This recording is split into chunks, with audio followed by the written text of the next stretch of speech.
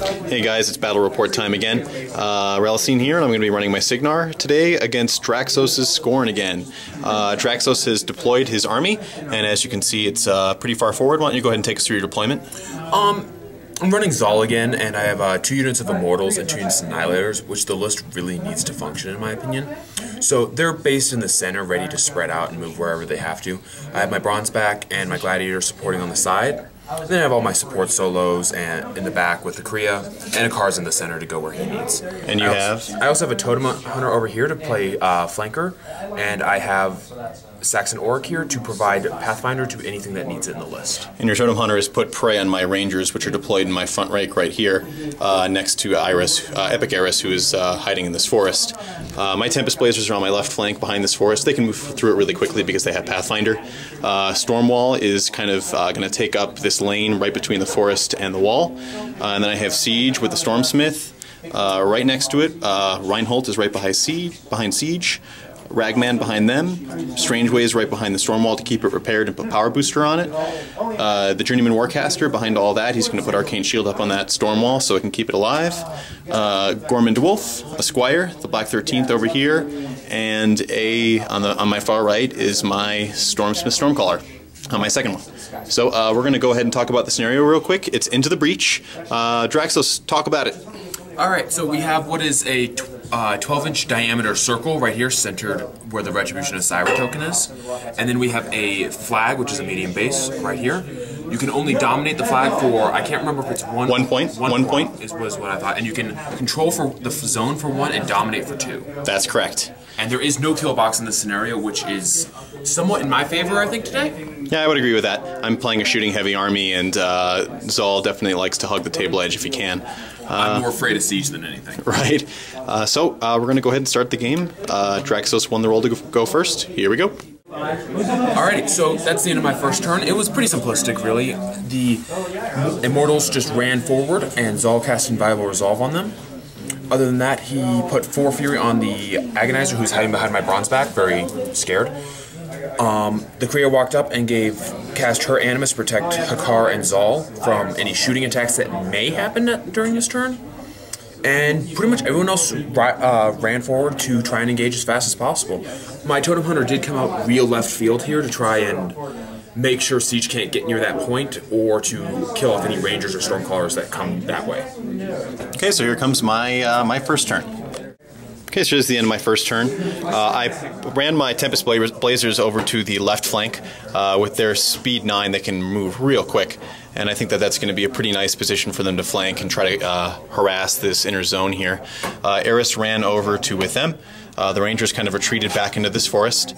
Stormwall advanced. He put down 2 covering fire templates right here. He also put down a lightning pod right there, which the Black 13th advanced, and Ryan put a Mage's Storm shot into it, which places a 4-inch AoE there that's going to stop him from advancing his infantry into it. And the rest of my army just kind of advanced. I'm trying to hug towards the middle left, kind of letting the flag go. I'm thinking that Draxos is not going to have the balls to send Zaal over there by his lonesome. I don't know. I don't think he's going to do it. We'll see what happens. Here comes the second round. Alrighty, so unfortunately the covering fire templates Kevin put down slowed me a bit. Not too terribly much, but enough to give me some pause. I ran my Immortals up to try and force an engagement that I don't expect to actually happen. Hakar followed up, and so did the Annihilators. My Bronze back is following up on the left, and then on Kevin's left, my right, and then on my Gladiator over here. My Totem Hunter ran over to hopefully engage the Black 13th in just a moment, or a Stormcaller, or Gorman. My Kriya walked forward, cast her Animus yet again, and the Paingivers whipped the Fury off of her. And Zaal walked forward, put a Fury on the baby, spent Fury to put a soul on a car, and that's all he did at the moment. I'm waiting to see if I can survive Kevin's assassination run right now, and if I can, I think I'll be able to bite back hard enough. Okay, so that's the end of Draxos' second turn. Here comes my second. Okay, so that's the end of my turn. I had some pretty good progress here. I'm a little worried about what's coming back at me, but I'll take you through it real quick. I started by moving my Rangers up into here so that they could provide marked target to all of the stuff that he had in there, including his bronze back. Siege advanced, he popped his feet, he put 2 shots into the bronze back that was over here, took it down to very low health, and then the storm wall advanced and finished it off, placing 2 covering fire templates right there, and a lightning pot over here. Gorman advanced up to here and put black oil onto him, so he is blinded. The Black 13th managed to kill the Totem Hunter that was over here.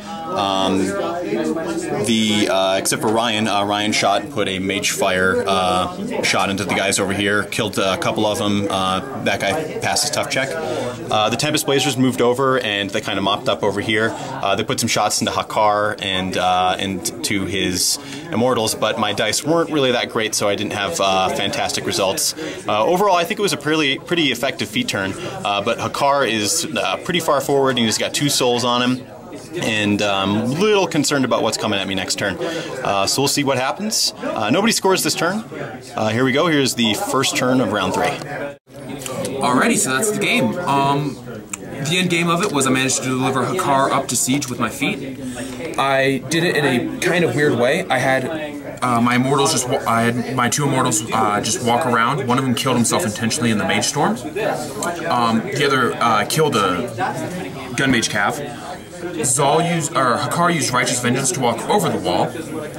Cygnar gave him Pathfinder, walking up to right here, 5-inch for Pathfinder. I killed off some of my Annihilators in case I needed them for my feet. Zaal walked forward with Eyeless Sight from the External Soul Ward and killed, where Hakar is, there was Ragman and Strange Waves. He killed both of them using Awakened Spirit. And then he gave 1 last soul to Hakar and feed it.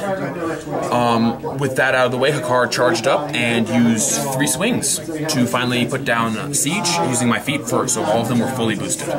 So yeah, so Zaal continues to be a problem for me. I obviously need a little bit more practice, and I need to play a little bit more warily against him. But yeah, so another good game. Congratulations again to Draxos. Thanks for tuning in. Stay tuned for more battle reports.